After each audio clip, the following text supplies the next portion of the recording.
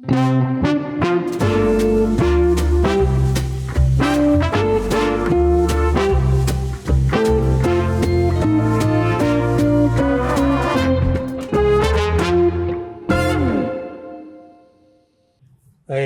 Din? Bengong aja lo? Bengong. Kayak abis orang ketipu gitu terus, ya? Iya. Iya, Ustaz, ada kemarin temen. Oh teman, bukan lo? Iya. Itu alamat dia sendiri ini Dia cerita. ini kepala perusahaan lah, dibilang. Dia dibilang kan lewat media sosial lah. Kalau kamu bisa mempromosikan saya jabatan, saya kasih kerjaan, dia bilang. Terus Tapi nggak ada sampai sekarang. Nah itu termasuk penipuan online nggak sih? apa sih? Ke arah mana? Mau nyambung kemana? Itu mah temen kantor. Itu mah penipuan teman Itu mah. kantor, nggak usah online. Itu mah WA. Iya, itu mah ditipuan tuh masih ditipu. Berarti yang ketipu dia. Mau ke arah mana di bawah basicnya? Itu termasuk penipuan online ya? Itu karena di WA. Iya. Pasti di WA baru dinilai online. Itu ditipu teman kantor, cuman lewat WA gitu aja Tapi udah. lewat online. Ya simpel aja. Masing-masing. Aduh, memang lagi rame, Iya, Pak lagi Ustaz. rame. Di Twitter, waduh, di apa sosmed itu. Dan gilanya memang ini, saya tahu nih apa modusnya ini berkali-kali dan nggak tahu lah, saya nggak ngerti kenapa ini nggak bisa diungkap ya. Karena memang kalau aparat bilang kalau love scamming itu apa bukan kejahatan atau gimana, saya pernah baca tuh. Love scamming. Love scamming. Kalau kita terjemahin apa? Apa ya? Kayak orang yang apa ya pura-pura mengumbar asmara, mengumbar kasih sayang, mengumbar perhatian lah kepada seseorang, padahal itu adalah ya bodong. Padahal dia adalah operator yang memang tujuannya menipu, mengambil uang. Berarti dia menggunakan love scamming pada akhirnya itu untuk memeras saja. Memeras gitu. I see. Oh iya. Iya, jadi ada nih teman. Dia itu iya kebetulan ibu rumah tangga sebenarnya. Ini modusnya dan saya perhatikan memang ternyata kalau dilihat dari komen-komennya juga ternyata banyak ibu rumah tangga.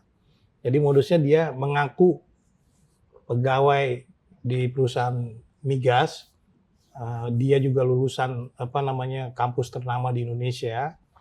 Nah, modusnya adalah dia seorang duda, punya anak satu nih. Nah, dia ceritanya mau pulang ketemu anaknya, terus cuman uangnya tertahan di perusahaannya. Jadi ya pinter dia, nggak langsung masuk ke poin persoalan, tapi dia perkenalan dulu sama korbannya. Terus dia ngasih perhatian, setiap pagi disapa, setiap siang, setiap malam. Jadi selamat pagi, udah makan belum? Selamat siang, apa kabar hari ini? Kesibukan. Jadi kan mungkin karena ibu-ibu yang ditinggal bapak-bapak sibuk kerja kan, ya senang-senang aja kan ada orang tiba-tiba ada orang yang merhatiin gitu kan, secara intens. Yang mana padahal dia adalah penipu gitu, dan akhirnya sampai tanpa sadar mereka akhirnya mentransfer uang gitu. Dan itu, jumlahnya sampai puluhan juta. Kalau kita lihat komen-komen, dan ternyata modusnya itu berulang-ulang dan ternyata banyak, dan ini memperhatinkan banget. Dan saya juga nggak ngerti gimana ini ya udah dilaporkan ke yang bisa dilakukan oleh korban adalah memblokir rekeningnya, tapi nggak bisa menangkap pelakunya. Karena saya dihukum nggak bisa, Pak? Nggak bisa juga. Ternyata kalau dari penelusuran aparat bahkan bahwa nomor yang dipakai itu adalah nomor palsu, bukan sesuai identitasnya. Itu satu. Iya. Dan ternyata orang yang melakukan itu juga ada yang dari dalam penjara orangnya. Kemudian juga ada yang bilang bahwa ini dilakukan dari negara lain, dari Kamboja. Jadi memang, dan kalau kita lihat tuh di berita juga ternyata ada pembongkaran di salah satu gedung di negara di Kamboja, itu memang ada modusnya mereka, operator-operatornya yang memang melakukan scamming itu. Gitu. Dan bahkan juga yang korbannya juga kadang-kadang pensiunan, ada yang dicari. Mereka udah punya tuh memetakan siapa calon korbannya. Bahkan ada yang pensiunan guru, pensiunan dokter, pensiunan perawat. Masih kena? Kena juga karena dia dengan modus kayak misalkan kamu dapat hadiah nih, gini nih, tolong masuk ke sini. Lewat teknologi lewat komputer, lewat handphone. Nah, ketika wah ini email kamu nggak bisa, coba tolong apakah emailnya, tolong verifikasi. Nah, karena orang tua kan mungkin ngikut aja, nggak curiga, akhirnya tiba-tiba terkuras lah seluruh tabungan uang pensiunnya. Kemudian sampai akhirnya ada juga yang sampai bunuh diri akhirnya. Ini mengerikan. Dari ujung mata saya sebelah sana itu saya ngeliat Mas Din gini. Wah, kayaknya saya sedang di scam deh. Ini check up-nya berurusan. Ente kena scam tuh Mas Din. Kalau ada yang pura-pura tiba-tiba selamat pagi Mas Din, lagi apa, tapi antum nggak pernah jumpa, kacau. Nah, saya sebenarnya ada menarik. Ini teman, ini benar-benar teman, bukan saya nih. Ini teman nih Mas Din, hati-hati antum. Ada teman yang dia itu, kami sama-sama sekolah lah, nggak usah kita cerita siapa. Dia itu Pak Gatot 1 tahun lebih dia kenal dengan perempuan ini secara online. Dia tidak pernah video call, cuman pernah telepon saja. Dan yang sangat menyakitkan adalah bukan hanya ditipu uangnya saja, tapi yang sangat menyakitkan adalah si laki-laki ini sudah pulang ke rumahnya dan cerita mau menikah dengan si perempuan ini, sudah sedekat ini. Dan hebatnya si scammer ini, si penipu ini, dia kayak tahu gitu loh kesukaan si perempuan laki-lakinya apa, dan dia kirim terus makanan ke rumah ini. Begitu pula si laki-laki ngirim juga. Tapi entah berata kemana gitu, dikirim apa dan lain sebagainya, dikasihlah alamat atau apa. Tetapi ternyata long short story, setelah dia kenalkan ke keluarganya dan keluarganya sudah oke nih sama si perempuannya, tiba-tiba hilang kontak, Pak. Dan setelah kita telusuri, sesama teman-teman kami kampus itu ternyata ada beberapa orang juga dengan nomor yang sama, dengan modus yang sama. Kayak gitu, ternyata emang semarak itu ternyata. Bahkan kalau Pak Gatot bilang tanda kutipnya emak-emak yang ditinggal kesepian, ternyata enggak. Jomblo-jomblo ngenes seperti Mas Din ini. Rawan juga ya? Rawan juga, hati-hati. Ini teman kampus saya soalnya. Karena manis banget, katanya kata-katanya lembut, memberikan perhatian lebih. Padahal bentuk fisiknya nggak ada ya? Nggak pernah. Makanya saya bingung kan, sekarang zaman modern gitu video call juga bisa dan lain sebagainya. Nggak pernah. Dan dia tidak pernah menuntut itu. Sudah sejauh dia kenal sama orang tuanya. Dan Pak, foto yang selama ini dipakai di sosial media, itu foto orang lain. Coba Mas Din, Mas Din gini.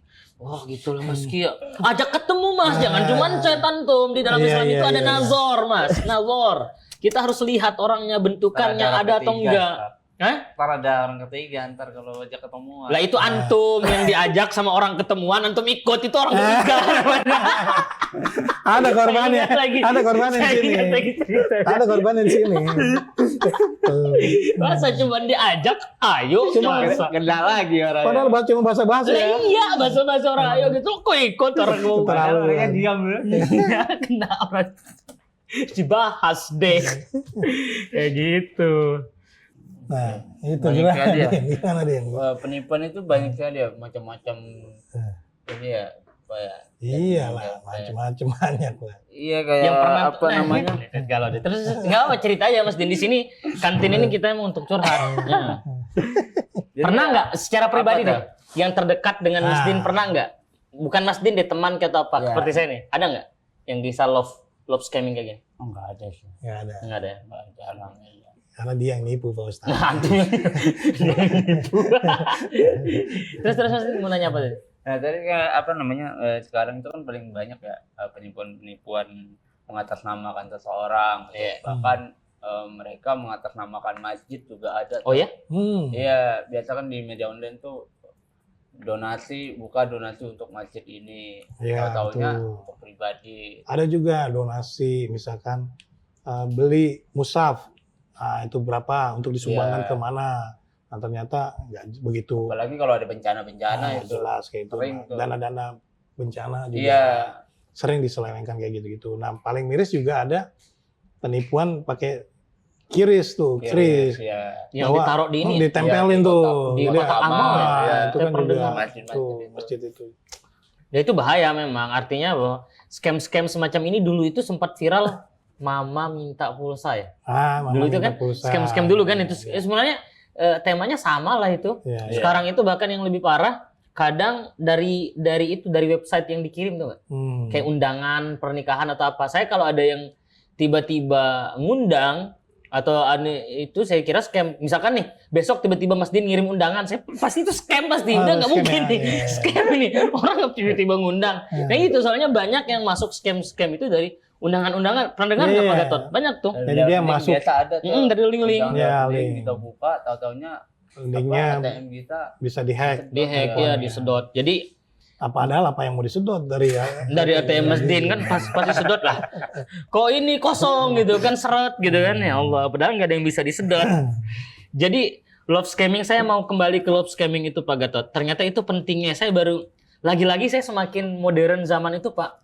Saya semakin yakin bahwa hukum Islam ini benar-benar sudah didesain untuk sampai bila-bila, sampai kapanpun gitu hukum Islam ini bisa ditegakkan. Kayak contoh love scamming ini. Di dalam Islam memang kita tidak dibenarkan untuk bercumbu berdua sebelum sah atau ikhtilat, memang tidak dibenarkan. Tetapi Islam juga tidak membenarkan seseorang cinta buta sampai dia tidak pernah melihat dulu orangnya seperti apa. Bahkan ketika perempuan itu bercadar, ketika ta'aruf itu ada istilah nazor, Pak. Level up dari ta'aruf itu nazor. Nah, ketika nazor itu orang harus membuka si cadarnya ini. Dan kita juga bisa mengutus ibu kita, saudara kita ke perempuan itu untuk mengecek kondisi dia, baik secara fisik dalam tanda kutip ya, apakah ada kekurangan atau tidak. Kalau memang perempuan itu tidak bisa menceritakan. Dicek, dilihat, bukan direkam kan? Jangan, direkam dikirim ke Mas Din. Jangan, itu bahaya. Jadi sepenting itu Pak. Contoh sederhana deh. Saya dengan istri saya, Mas Din. Jadi kami itu belum kenal lama. Bahkan kami sama-sama kuliah di Kairo, Mas Din. Cuman kami di Kairo nggak pernah berjumpa sama sekali. Baru di Slongshot Story dikenalkan oleh teman kami. Oleh teman kami lah yang satu kamar sama dia dan adik kelas saya di pesantren di Sapugara di Himatul Ummah. Nah, long short story dia kenalkan, saya coba chat dia dengan niat bahwa saya ingin mengajak dia kenal lebih jauh dan ingin menikah. Kemudian dia juga punya niat yang sama dan kita juga punya keinginan yang sama. Cuman PR kita satu, kita belum pernah sama sekali ketemu. Maka muncullah ide untuk kita nazor, untuk kita bisa saling lihat, baik dari secara fisik maupun kita ngobrol secara langsung untuk untuk tahu satu sama lain kayak gitu loh. Bahkan saya sampai mendatangi dia yang saat itu kerja di Kalimantan Pak dari Jakarta.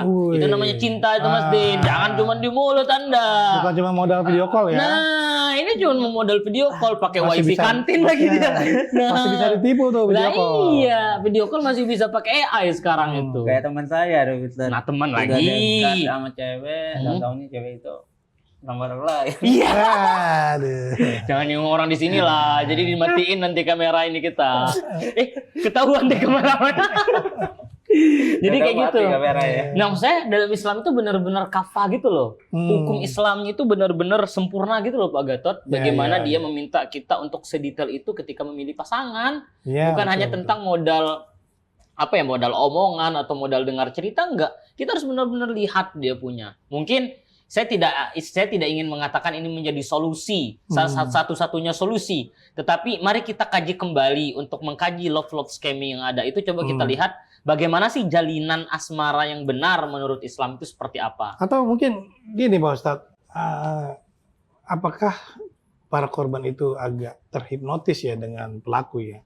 Kalaupun misalkan iya agak terhipnotis, ada nggak sih doa-doa yang bisa menghindarkan kita tuh terhipnotis gitu loh, dari ya kayak gitu rayuan-rayuan gombal yang sering Didin ucapkan gitu. Menarik Pak Gatot. Jadi itu masuknya sihir ya menurut saya. Iya bisa. Betul, bisa, boleh jadi Pak. Sekarang kan tidak menutup kemungkinan. Maka guru kami Habib Umar bin Hafiz mengajarkan kepada kita yang simpel. Sebenarnya ada banyak metode, tetapi yang paling simpel yang semua kita bisa lakuin kata Habib Umar bin Hafiz.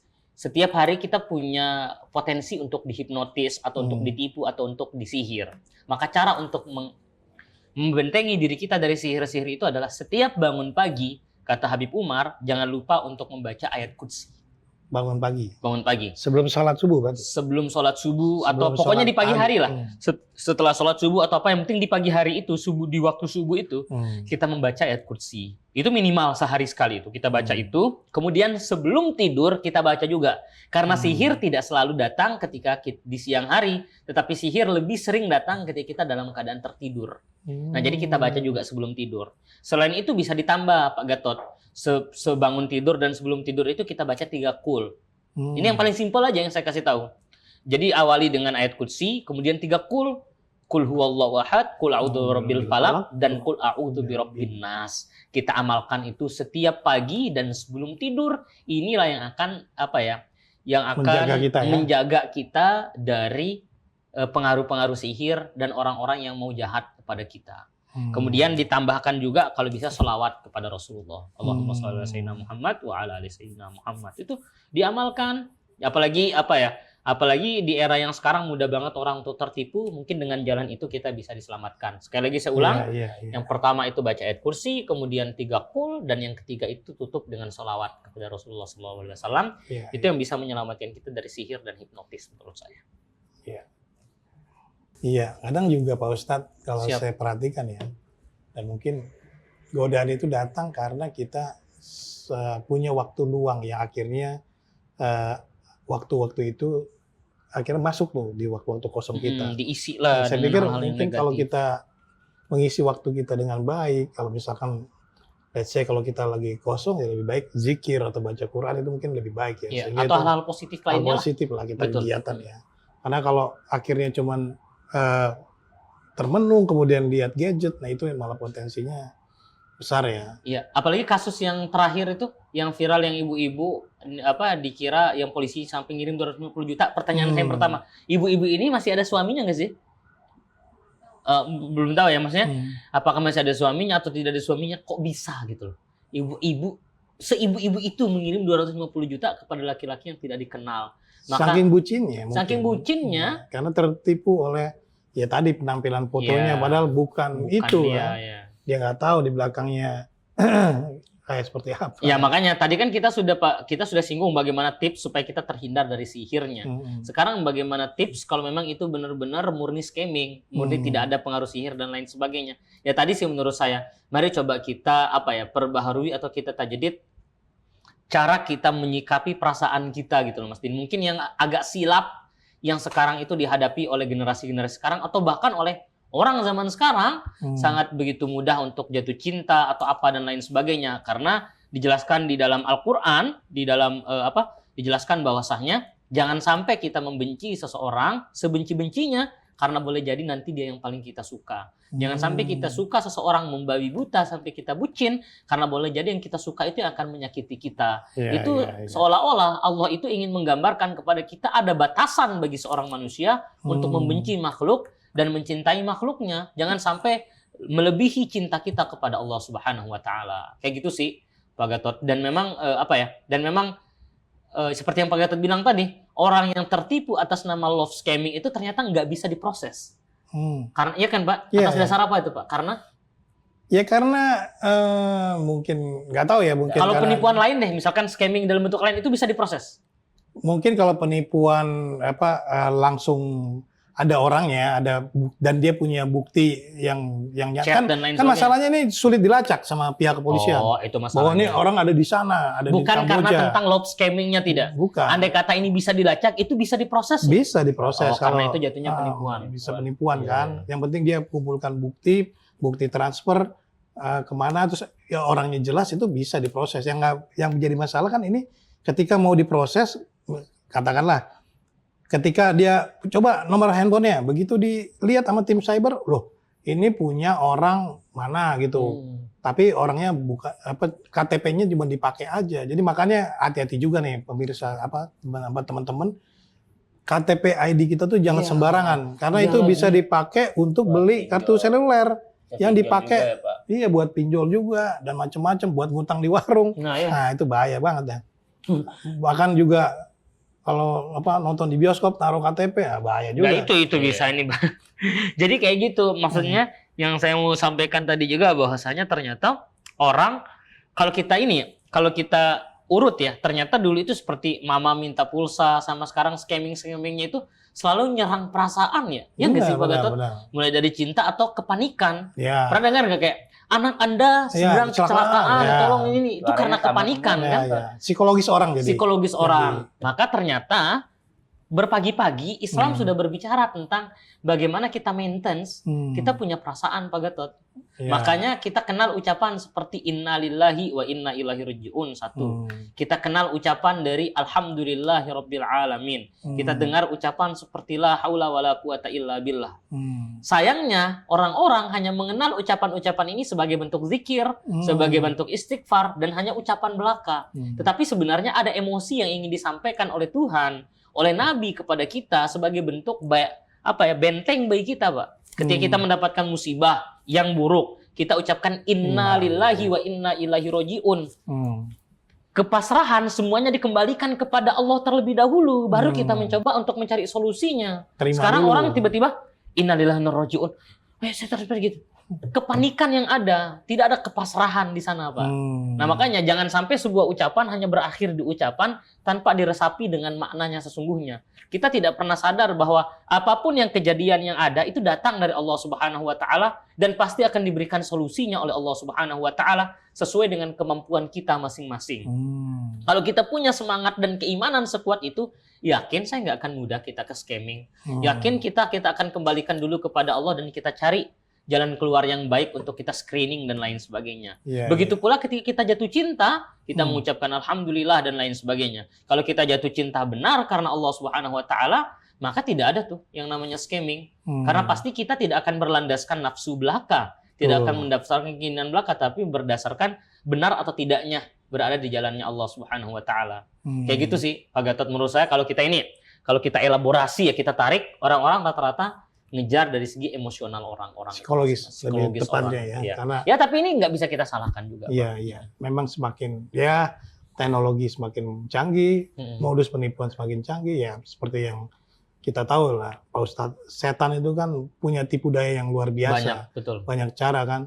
Jadi kayak misalkan setan itu tidak menggoda orang yang sedang sholat, orang yang sedang berbuat baik, tapi dia menggoda orang yang tidak menggoda orang yang sholat, tapi dia tidak menggoda orang yang tidur atau apa. Jadi memang ada trik, setan punya tipu daya, makanya kita harus hati-hati dan memang ya harus sering-sering ke masjid lah. Betul, kayak gitu. Karena gini Pak Gatot, saya baru beberapa kan. Jangan cuma di kantin doang. Nah, di kantin doang.